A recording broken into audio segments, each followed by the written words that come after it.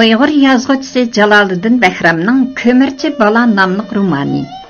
Bu roman Belqut şirkatida ovozga elinib, Belqut to'rida anglatildi. Darvoza oldidagi to'g'ri ko'cha garchi shaharga yaqin bo'lsa-mu, asfaltli cho'ng yo'lga chiqqichi bo'lgan oraliq xeyli uzun bo'lib, odatdagi tosh yo'l edi. Endi darvozaga ro'bro qarshib turgan buk baraqsalli xolt ko'cha 200 metrmi kammaydi.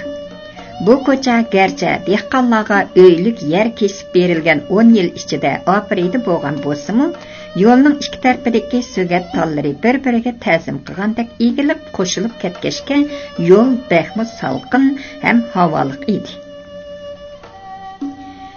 Ko'chaning o'ng tarafidagi ustini yalbuz, yovubida seriq yo'gay ham sutligan til qanotlar qoplab ketgan cho'nqurliqda bir o'stan suv gurkirab oqatdi. Bahar kelish bilan sugatlarning moysirang cho'nkan jalolari xuddi qizlarning o'shshaq o'rimchashlaridek yo'lga sangilishib ketgachga mekin bu ko'chani Cho'kantol ko'chasi deb ataydi. Chilonliqning bundaq ko'jim, baraqsalliq ko'chalari ko'p edi.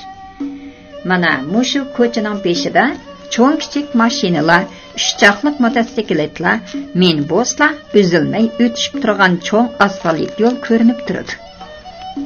Bo'ston shahar g'uljiga elib boradigan bu yo'l keng, ozoda, aynak betidek tuptis.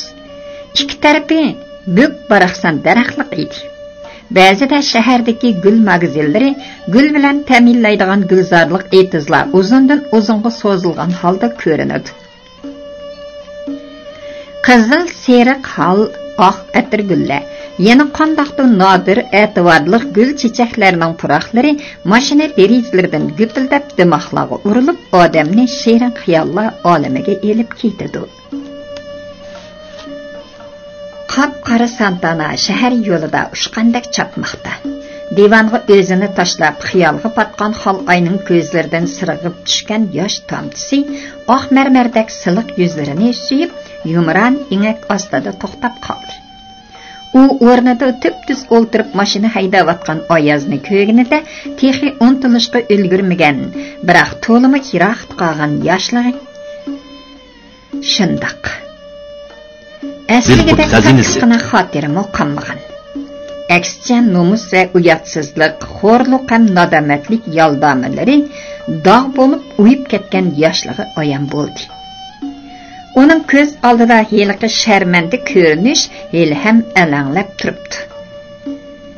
Ana, qop-qora ko'sayga aylangan ikki jasad quchoqlashib yotadi. Jigdi shoxlariga ilinib qolgan. Bag'irtoq er ayollarning har rangdagi ishki kiyimlari. Paypoqlar. Bizni mangu unutib qolmanglar degandek salkin shamolda yilpirlab turibdi. Xolqay xonim. Ha? Xolqay cho'chib ko'zini ochdi. Shaharga kirib qoldik. Odamchilikka opiradigan totliq turim olaman degandek qilib edingiz. Shundoq tashlab kediki Savit bozorida to'xtang. Shaharning qatnash tizimi intayin ching edi. Mashinalarni qalaymaqan to'xtatishga qo'ymaydi.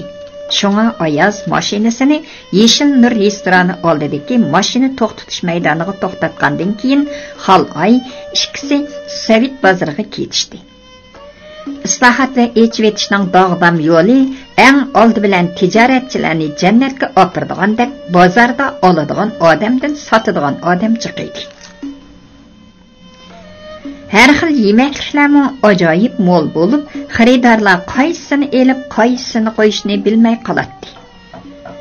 Xolqay baqali, qatqat ham Savit kampitlaridan bo'lib, har birini jib patnosdan qilib berishni deyish bilan do'kondor shu an ishga kirishib ketdi.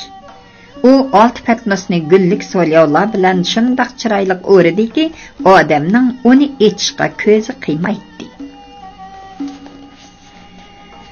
Ayaz dastalangan 4 patnosni Xolqay ikkini ko'tarib kelib mashinaga chiqishdi.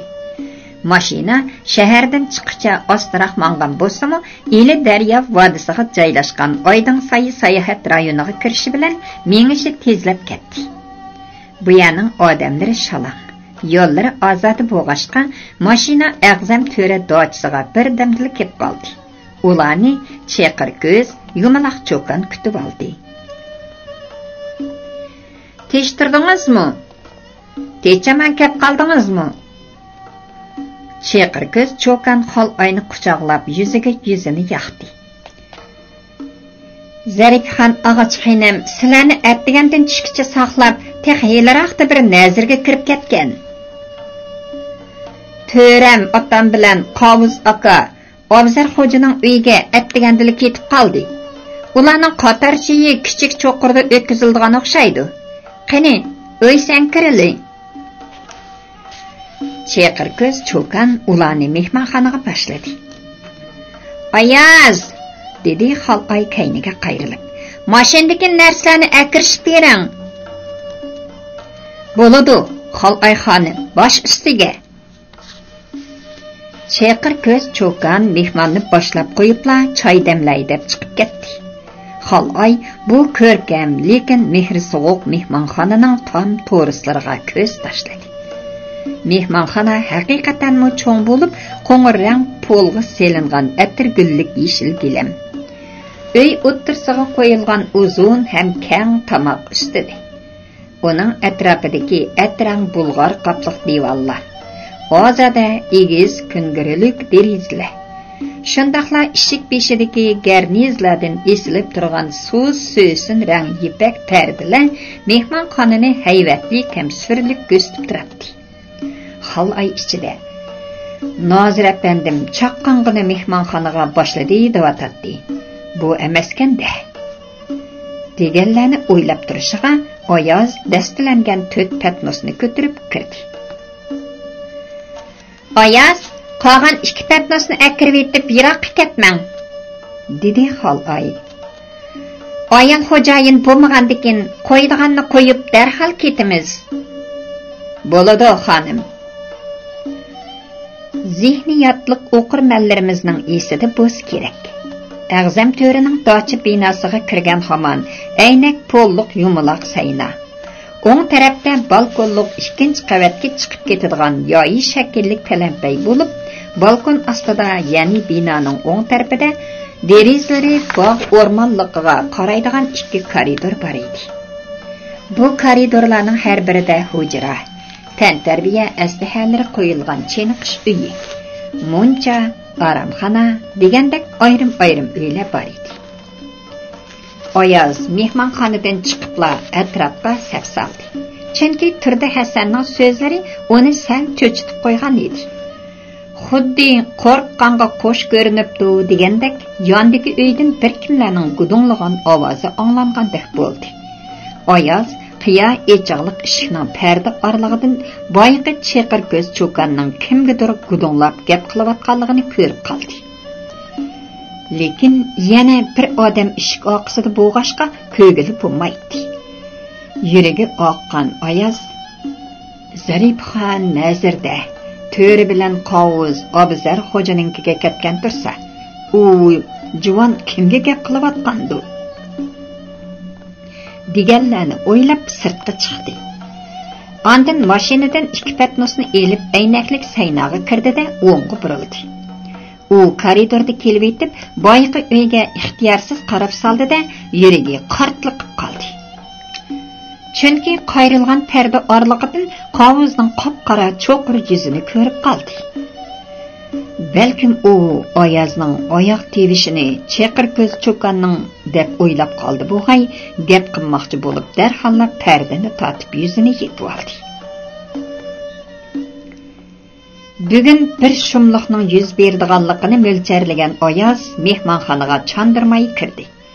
Bu chog'da cheqir ko'z cho'kan ustalga tatliq turumlarni tiziyotgan bo'lib, to'qashlarni ushtivatdi. Ayaz patnoslarni cho'kanga tutqizib, kayniga qayrilishi bilan Xalqay uni qo'l isharati bilan to'xtatdi. Ayaz, men hozirla chiqaman, mashinani o't oldirib turing. Uyay, nima deganingiz bu xonim-ay? dedi cho'kan chiroyli ko'zlarini o'ynatib. Men Zarifxon og'achxonimga telefon berib atdim. U Xalqay xonim jindek saqlag'ash tursin, yelili borman degan tursa, Ketsangiz Zarifxon og'achinim meni bo'g'ib qo'ya. Telefon bermisangiz bo'pti ekan. Nazir egalari og'rinib qolar. Og'rinmaydi. Ular mush yerdagi qo'shinlar. Ayaz miqti to'lgan chiqir ko'z cho'kanning yolt-yult o'ynab turgan ko'zlariga to'lg'inib turib kirpiq qeqishlariga qarab noz karashmida pishqan cho'kankan degan o'y ko'ngliga kelishi bilan qopoqlari mijjidi turildi. Bo'pti, telefon berib atgan bo'lsangiz saqlay, dedi Xal'ay Ayazga qarab qo'yib. Ayaz, siz shaharda qiladigan ishlaringiz bo'lsa, ketib kun o'ltiraga yaqin kelsangizmi bo'ladi. Zarifxon hadam kelib qolsa, tayinliq qo'yib bermay, hayal bo'lib qolishim mumkin. Xonim, boshqa ishimmi yo'q. Dachi baxmi chiroyli ekan. Bog', o'rmon, gulliklarni aylang'osh, sagidab kelmamdim. Ayaz hoyliga chiqibla mashinadagi g'ilablik pichig'ini ishdan tasmasiga o'tkazdi-da, Guriston jimjitlik hukm surgan dachining hamma tarafiga zan soldi. Dacha binosining o'ng, so'l ham orqa tarafidagi cho'ng derazalar bog' o'rmonligiga qaraydi. Ayaz bo'lsa, qovuzning maxsus hujrasini bilish uchun bog' o'rmonligiga kirib ketdi. Bu chaqda cheqir ko'z cho'kan Xal'ayni choyga zo'rlamoqda edi. Elanchi Xal'ay hada, uxlabmi qolgansiz? dedi cheqir ko'z cho'kan o'zining chayini o'tlab qo'yib. Biror taxsi go'sht qoriymikin desam, sizni yolg'iz tashlab chiqib ketishga ko'nglim unimidi. To'y bo'ladigan sonlimiz to'yliq ko'ngli shaharga kirib ketdi. 9 qizning to'lg'iqi tangli tutqandek bo'ldi-da. Orang kelganingizda. Dilqut xazinasi. Dasturxonda yeyimlik shuncha ko'p tursa, qo'rib nima qilasiz? Uyay, undaq deganingiz bilan-chi, og'achinim baxmi mehmon do'st. Bugun jumar bo'g'ashqa dacha xodimlari dam oldi. 2 haftada bir kun dam olishi bor emasmi? Choy iching, qani. Xal'ay choyni bir o'tlabla chinini ikkinchi qo'liga olmadi. Chunki choy qandoqdir batdam ham dod tetgandek bilinib ketdi. Shundaqdimi cho'kanning zo'rlashi bilan xijil bo'lgan Xal'ay ikkinchi qatim bir yutum ichib saskandi. Ammo uning bir dilla qapoqlari eg'irlashgandek bo'lib, mugdak bosmoqda edi. Xal'ay ko'zlarini bir ikki qatim uviladi. Chekisini ching siqib baqdi. Bir dilla kinolardagi uyqu do'risi bilan qaslash ko'rinishlari uning esiga keldida cho'chib ketdi. Demisimi, uning holi bag'an seri xarablashmoqda edi. Cheqir ko'z cho'kan Xal'ayning oshundoq bo'lishini kutgandek yejib qarab turardi. Xal'ay uningga qarab edi, u 4-5 bo'lib ko'rindi. Ham u uchib etib qoqoqlab kulib o'rtatdi. Xal'ay shu chaqdala o'zining qasdga uchirganligini, hamda qovuzning qo'lidan saq chiqolmaydiganligini xira-xira his qildi. Sen işbaz voy setilma paskina. Ah, Ayaz! Bu chaqda Ayaz bog' o'rmon ichida pirqirab yurib, hamma derizini kuzatmoqda edi. Ba'zi derizlarga qatma-qat parda tortilganligi uchun ishchini aniq ko'rgili bo'lmaydi. Ba'zilari bo'lsa odamsiz bo'sh edi. Oxiri u binoning so'l tarafidagi birinchi derizaga qarabla beshini darhol qochirdi. Chunki qovuz o'ri turg'unicha qandoqdir qopliq bir narsani surtib, uningga bir narsa selayotdi. Bu uy ustal, pirqiratma o'rindiq, televizor, o'nalg'u ham VCD jazolari bilan ziynatlangan bo'lib, xizmat uyi ekanligi aniq edi. Ayaz deriza ko'znikiga tegib turgan olmish shexining yupirmoqlari orasidan maravat boshqa, ichidagi odam sirtdagi odamni ancha sezolmaydi. Shu paytda cheqir ko'z cho'kan uyga oldirab kirib kelib, nimalarnidir degan edi, qovuz qo'lidagi qopliq narsani elib chiqib ketdi. Orqadan cho'kanmi yo'qoldi. Ularning jiddiy holati Ayazning yuragini sirqirtib etdi. Mevhum bir ansizchilikning shapsini sezgan Oyoz bog' o'rmon ichida putlashib, yiqilib o'yliga kirdi. Bu chaqda Qovuz bilan Cheqirko'z cho'kan mehmonxonaga kirib keldi. Xolay divanda beshim mursinga sanqilgan holda ko'zlarini yumib jimjit o'ltiradi. Ammo chiroyi qo'ziga so'yib elingan daraxt g'o'lidek oqirib ketgan edi. Choyning hammasini ichmabdi-ku, dedi Qovuz cho'kanga olib. To'liq behosh bo'lmabdi-da. 2 yutum ichibla joylashdi. Dora sal jiq bo'lib ketgan chig'i. Bilqiz, mang ishining ilg'irini selib. Heliqi saraliq dangal kirib qolmasin. Qovuz 16 yosh qizlardek g'unchi bo'y, ammo marjandek to'lgan tanni hech kuchimayla dast ko'tardi-da mehmonxonadan chiqib ketdi. U koridor bo'ylab aynak polliq saynaga keldi. Ondan o'ngdagi palampay orqali xol ayni 2-qavatdagi o'zining hujrasiga ip kirdi. Qovuz xol ayni so'sin gullik, qop-qora yung adyal bilan o'ralgan karvatga yotqizdi-da, kiyimlarini oldirab yenib soldirishga boshladi. Xol ayning ko'nglak, rubashka, liptik va ish kiyimlari bir-birlab to'lg'ib tushib dövlanmoqda edi. Mana shu chaqdala Allohning sehriy karomatini namoyon qiladigan bu nafis tan qora yung adyalda texmo yorqin jilvalanib olmasdak vilqladi. Uning titrab turgan bir jup ko'ksi, oq belikdak yo'tillari, inchka bellari, to'lgan sag'risi, qop-qora chashlar, to'lg'inib turgan nozik bo'yin, yumaloq murilar oydilang namoyon bo'ldi. Qovuz tükrükini g'urtdi yutdi. Qo'li ishdan beg'iga jo'gadi. Uning payli buzilgan edi. Ammo birdilla qattiq vaqirgan, tilligan, tosh doshqonlar bilan ishini urgan shiddatli bir ovoz uni cho'chitib qo'rqitib etdi. Uning uzundan beri qo'rsqog'i pukib kelgan bir plani bor edi. Bu plan hamma to'salg'ularni yo'q qilish, xuddi paypoqning jipini sug'argandek osonga tushadi. Bundaq ulug' katta planni mushundaq atlik fursatni o'rinlanmasa, fursatni qo'ldan berib qo'yadi albatta. Ishni oshtayman, hey munofiqlar, bo'lmasa cheqib etaman, go'ringga o't qo'yib etaman. Ko'tarilayotgan dahshatli g'alyandan tamtirab qolgan Qovuz titrab turgan qo'llarida oliy apparatning qopqoq eg'izini ochdi. U qaysidir derizlarning aynaklari jaranglab sungan ovoz anglanganda cho'chib ketdi. Shundaqdimi apparatning xol oyog'i to'g'rilgan Qovuz bir yoqdan tillig'ash, bir yoqdan har xil shakllarda rasmga tortishni boshladi. Voy paskini jalab, endi tillamamsan, qani tilla deyman. Qovuz til ishitib sukut qiladigan lotlardan emas. Bilamsan, Qo'shqarning ant qisasi mungizlikida qoladigan zaman o'tib ketdi. Sendek talviga qiz emas, ishning kuchugini bermayman degan tongo. Mana endi qizingni o'z qo'ling bilan qo'ynimga sap berasan. Bo'lmasa bu rasmlarni hammaga taqitib rasvoy olam qilaman.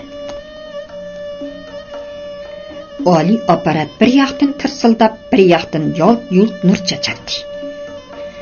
Qovuz degan azizlik, men seni bo'g'izlab etaman. Qovuzning qo'lidagi apparat tushib ketdi. Dacha bina eshigini ochamagan Oyoz yana bog' o'rmonligiga kirib, hamma derizlarga qarab chiqdi. Boyaqa xizmat uyidimi Qovuz ko'rinmaydi. Oyozning yuragi bo'g'izga tiqilib qolgandek nafsi tezlab, eg'ir hol sirdi. U turdi Hasandan qo'rqib qolmadi. Faqat farishtadek bir ayolning Qovuzdek qabahatlik mal'un qo'lida bulg'unishidan dahshatlik iztirobga tushgan edi. U yana bog' o'rmondan ushqandek chiqib bino oldiga yetib keldi.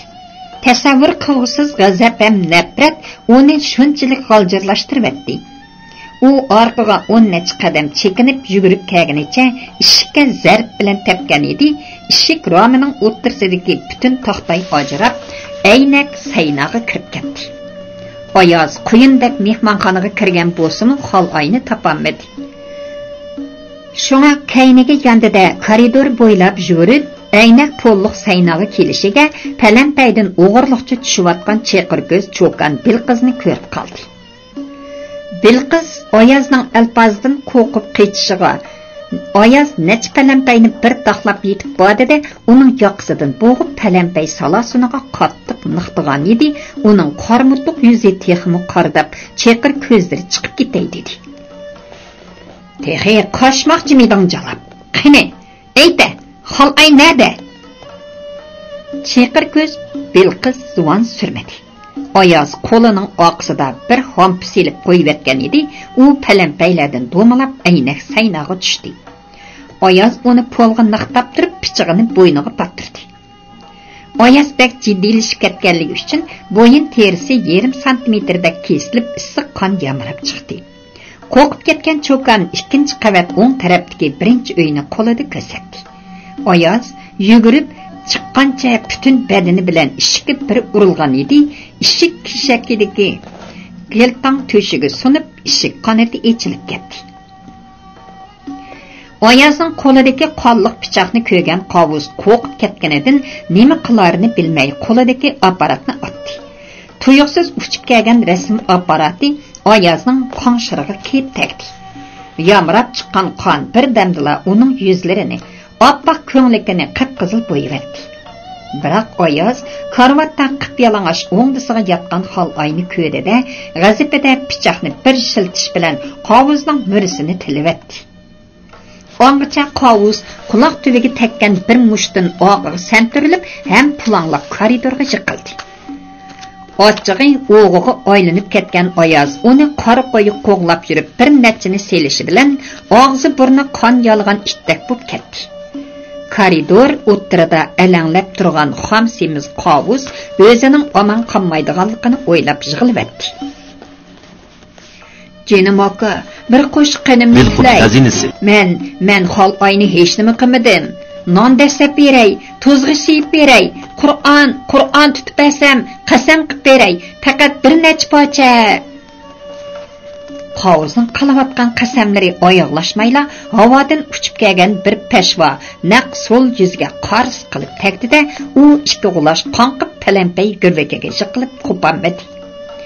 Oyaz hujraga kiribla poldagi hamma kiyim-kechakni purlab ilib Xolayning ustiga tashladi.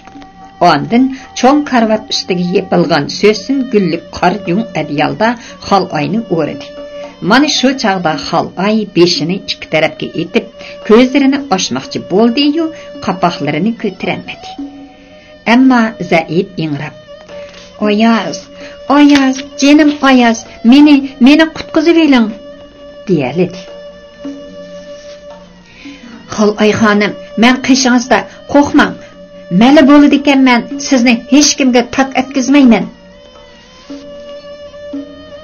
Oyaz adiyalga hem o'ralgan Xolayni dast ko'tirib koridorga chiqdi. U palampay oldiga kelganda qo'llarini tashlab o'ngdisiga yotgan qovuz beshini ko'tardi-yu, lekin o'rnidan turmadi. Oyaz uni otlab tushib ketayotganda ko'zi lappida echilgan Xolay bo'lsa, Oyazning murisidan qonga bo'yalgan qovuzni xira-xira ko'rdi. Oyaz mashinaning jup yastig'ini qo'yib, adiyalga o'ralgan Xolayni orqa divanga yotqizdi.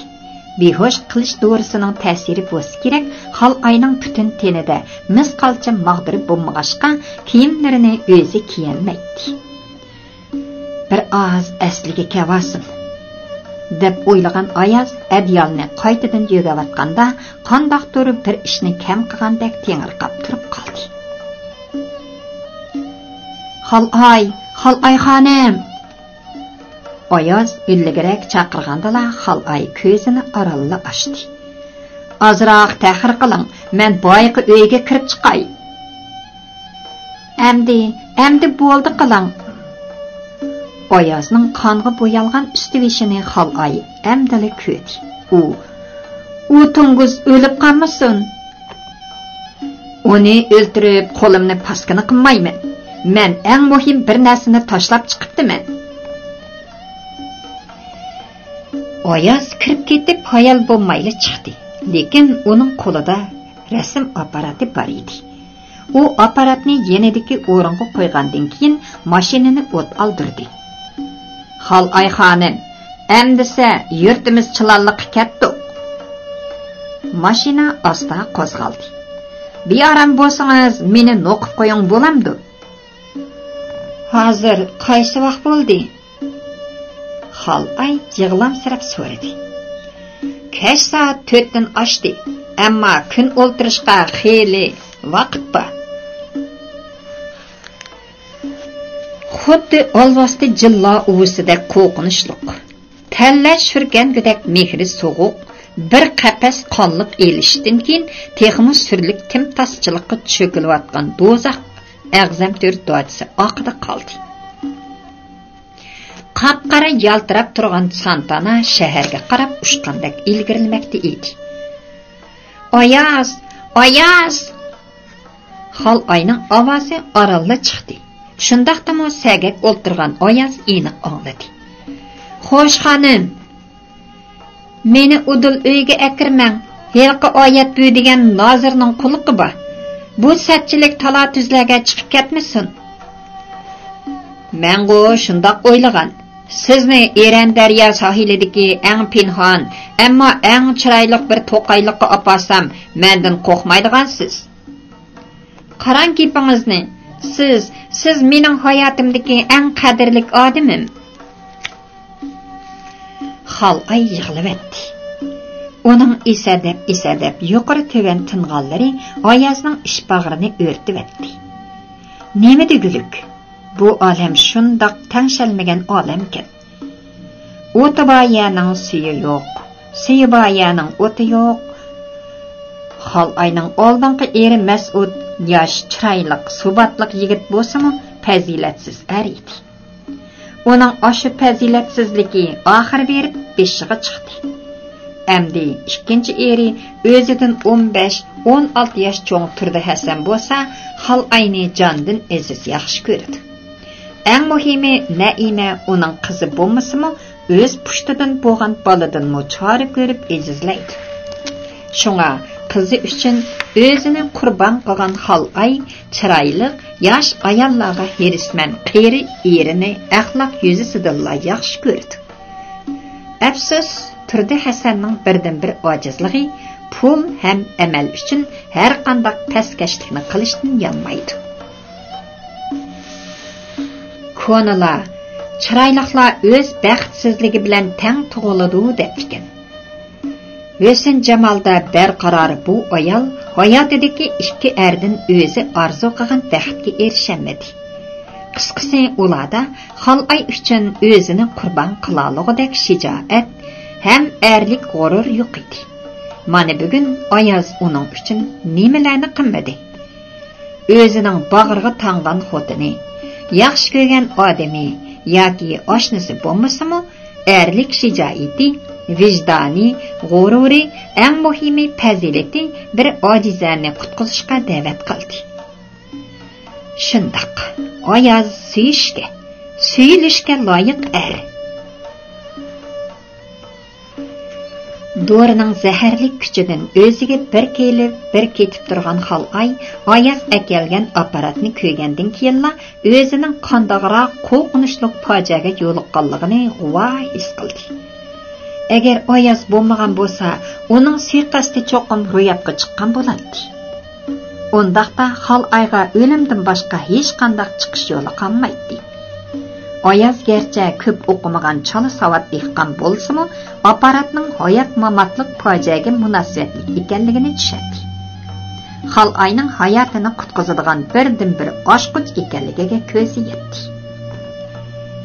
Xalay xonim, qandayroq bo'lib qoldingiz? Oyaz bo'lsa, Xalayning cho'nqir tinganligidan uning o'yg'oq ekanligini bilgan edi. Beshingizning og'riqi biroz qo'yib berdi-mi? Biroz yaxshi, lekin tomoqlarim qurib ketdi. Helimi yaxshi, 2 yutumdak ichibsiz. Agar hammani ichgan bo'lsangiz, ertagacha uyg'onolmaydigan o'xshaysiz. Oyaz mashinani yo'l chetiga to'xtatib, so'g'uq ichimlik setayotgan bo'tkichi ayolga vaqirdi. Manga anar suyida qilgan soğuq ichimlikdan 4 quta, mineral suvdan 2 botulka akivitinga. Ayol soğuq ichimlikni mashina derisidan sunib berib etib, "Voycan, ma odamni!" deb vaqirib etdi. Chunki Oyazning yuzidagi qitishib qolgan qop-qora qonlarni ham qip-qizil bo'ylib ketgan ko'ngligini ko'rib qo'rqib ketgan edi. "Bo'ldi, qo'rqmang." Oyaz kulib qo'ydi. "Daryo bo'yiga o'ynag'ili chiqqan bir bo'y bilan mushishib qoldim. Bu turqimda mashinadan qandoq tushimi?" Dilqut xazinasi. "Xotiningiz pek chiroyli ekan emasmi?" dedi bo'tkichi ayol Xaloyga ko'z tashlab. "Bir kim soqol tashlaganda tayinliq. Sizmi qarab turmadingizda?" "Rost deysiz. Xotin chiroyli bo'lsa-mu bo'lmaydi ekan-da."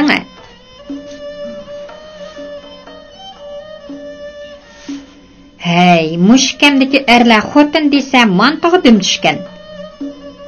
"Voy, nimandaq og'zingizni buzsiz? Bo'tqingizda yigidek bir nima bordu?" "Yo'qsa, hammasi ishchilik." "Ondaq bo'lsa, ov magazindan bolkimi, pechenimi ish qilib yigidek bir nima akib bersangiz-chi?" "Voy, do'konim-chi? Mana, men qarab turmamdim." Bo'tkichi ayol ketishi bilan Oyaz hüppida qizirib ketgan Xaloyga qarab kulib qo'ydi. Ajab ish. Bo'tkichi ayol garchi bekmi satkab qolgan bo'lsa-mu, lekin u bir kapkur qo'qos chechivatgandek har ikkilisining vujudini qiziq bir iqin ko'ydirib o'tdi. Oyaz tunjiqib ketdi. Xaloyning beshi chiroyli ko'ksiga egildi. O'ltirayotgan quyoshning teptida Iran daryosi qon uyitmasida qizargan edi. Atrofdagi to'qayliq Iran o'rmonligi, daryo qirlaridagi qo'mishliq ham yeganliklar jimjit sukutga cho'mgan shafaq gugumliqida mashina Iran daryo sohiliga kirib keldi. U bag'an seri sur'atini ostilatib, seriq yo'gimash gullar chirmavagan qirchin talla pinhoniga kelib asta to'xtadi. Oyaz Xaloyni ko'tirib kelib, adyan bilanla bir tüp tuxumak daraxiga yo'lab o'ltirg'izdi.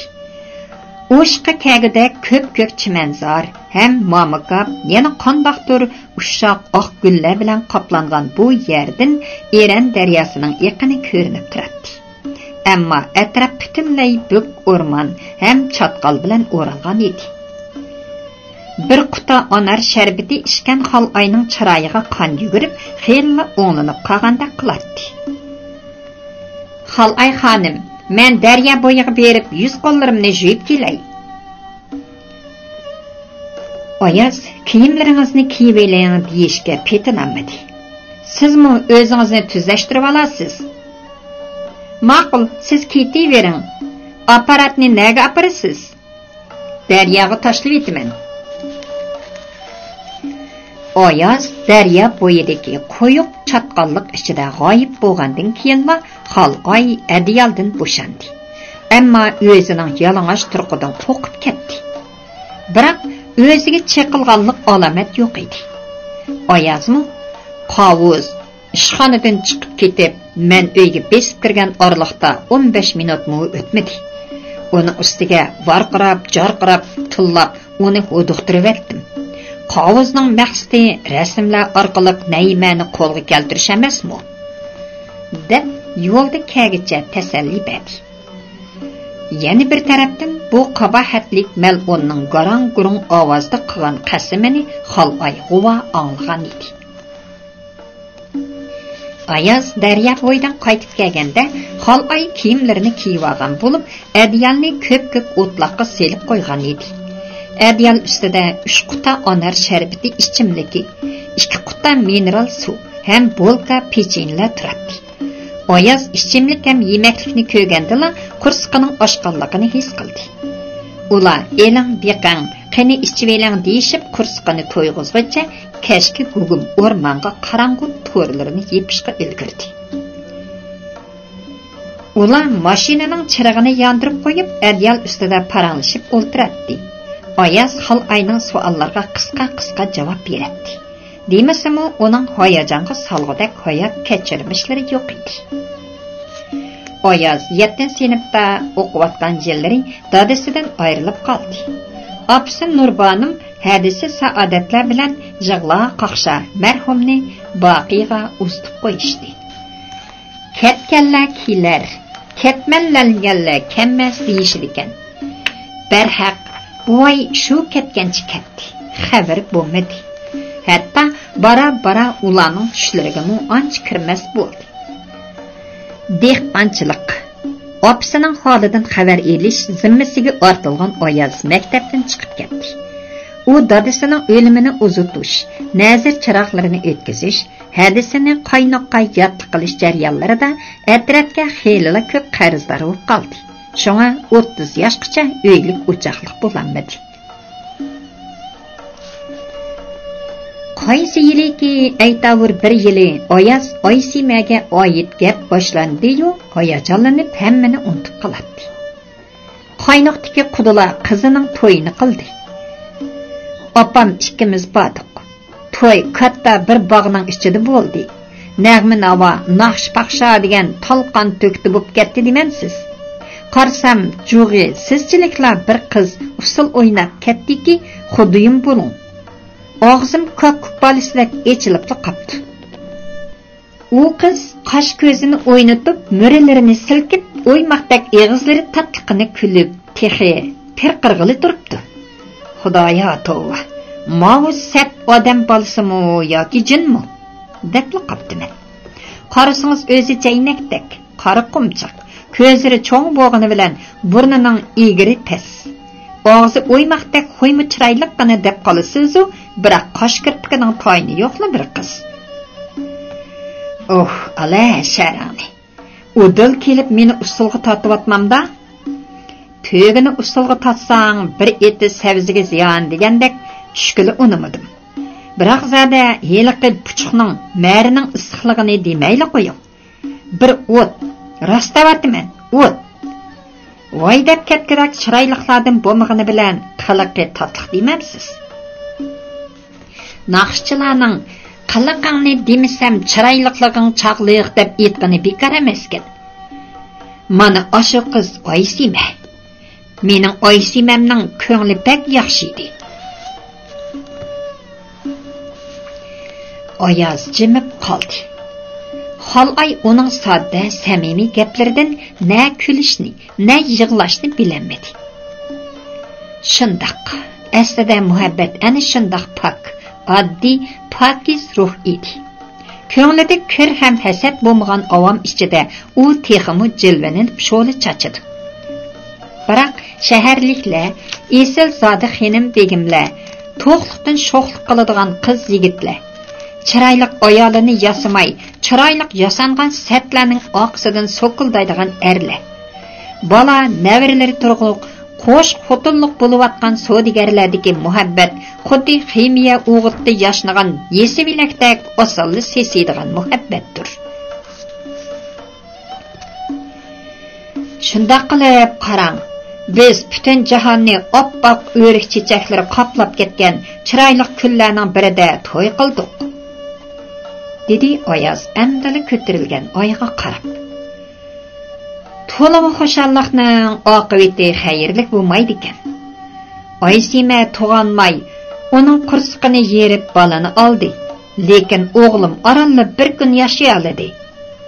Doktorlar endi tug'sa xatarlik bo'ladi deb tug'maslikning amalini qilib atgan ekan. Shundoq bo'lsa-mu, Oysima men uchun bekmi qimmatli edi. Hayhat, muhabbat to'g'riliq doston romanlarni ko'rmagan.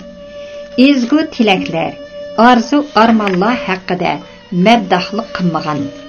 Chin muhabbat, vijdon, vafo to'g'riliq ahdu qasamlarni ishmagan bir dehqonning muhabbatdagi sodda, ammo ulug' mezonini durust, uning xuddi echiqliq turgan xot yeridek yurigini ko'ring. Bir tarafi dağlaşkan ay kökte saylanı üzgeç İran derya boydaki iki dertmenge qiya baktı. Goya u Oyazga hayır haqlıq qılıvatqandek sükut içide qarab turatdı. Hem xol ayga nemi qilisan deb peyğallarni içinde saqlab, sening bu hamrohing sirlaringni saqlashda bebaho go'hardir degandek madad beryotdi. Xal'ay, titravatsizgu, so'radi Oyaz. Adiyalni yetib qo'yaymi? Yo'q, bir oz jug'juq ulishib qoldi. Men sizni yo'lab o'ltiray bo'lamdi. Ha, ma'qul. Oyaz erin darxiga Xal'ay Oyazga yo'landi. Shu bo'yicha ular oyga tikilib qoldi. Erning kuchlik bilaklari Ma'sum Sanamning bo'ynida edi. Mana shu daqiqada Xal'ayning ko'z oldida Aysima paydo bo'ldi. Uning rosa qiron vaqti danga. 46 yosh erlarning bo'ri vaqtimish. U o'zini azoplash badaliga meni oyaydi. Oyaz baxmi yaxshi. Qo'l ilkimda bo'lgan bo'lsa, uningga ikkilanmay bir to'qalni chetib qo'ygan bo'lar edim. Shundoq Xal'ay hozir o'sha bo'rining quchog'ida yetibdi. Uning ko'kraklaridan urg'ugan sirli harorat Xal'ayning yuragini simabdak eritib, behoshlik bo'shkida tavratmoqda edi. Erning tomirlarida chapchivatgan sho'x qon Xal'ayning yuragiga shivirlaydi. Shivirlagan seri sherin azob qiynaydi. İradesi, kudreti, aql idriki, his tuyg'ulari qancha pishqan ham mustahkam bo'lsa-mu, ammo azaldan zuvolisi ayollik layidin e'langan Xal'ay egisi ato qilgan chin hissiyat oldida bardoshlik berolmadi. Oyaz to'limu tatliq shivirladi Xal'ay, ham yumshoq bilaklar qattiq bo'yinlarga yilandek chirmashdi. Nima qilarini bilmagan Oyaz g'urtida qilib bir yutdi. Uningga birovlar nimalarnidir davatadi. Beliq, ayni beliq. Beliqdanga emchaklari piyolidek dub-dugulak terisida turadi. Men uning dumba inchka ballarini yuyib kelib, sag'irsiga kelganda qo'rqdim. Mana Aysima degan oshu badallari oqliqdan suz hollarida parqaraydigan beliqni Oyaz o'z ko'zi bilan ko'rdi, ham das ko'tardi. Mana oshu beliq uning qo'ynida piltonlab to'lg'inib turibdi. Xal'ay ko'zlarini yumib nimanidir kutmoqda. Yirik lavlamu asta-asta yaqinlashdi. Shundoq yaqinlashdida uchrashdi. Hem bir aza canlarga can qo'shayotgandek turib qolishdi. Biroq Oyaz beshini shartlatdi-da qattiq hasirab nafas yetishtirmay qoldi. Yo'q. Aysima menga qarab turdi. Lahab ichida uning kirpiklariga to'pi qo'nmay turib gunoh qildim. Xal'ay alqanlarida yuzlarini qamallab yig'lab etdi. Belqut şirketida ovozga elinib, Belqut to'rida anglatilayotgan Uyg'ur yozuvchisi Jaloliddin Bahramning Ko'mirchi bola nomli romanini bugun mushagacha anglatdik. Davomini atki anglitishimizda davomli anglatamiz. Bu roman Şinjanning har qaysi joylaridagi Shinxo kitobxonalarida sotiladi. Do'stlarning bu kitobni setib olib, saqlab qo'yishini tavsiya qilamiz.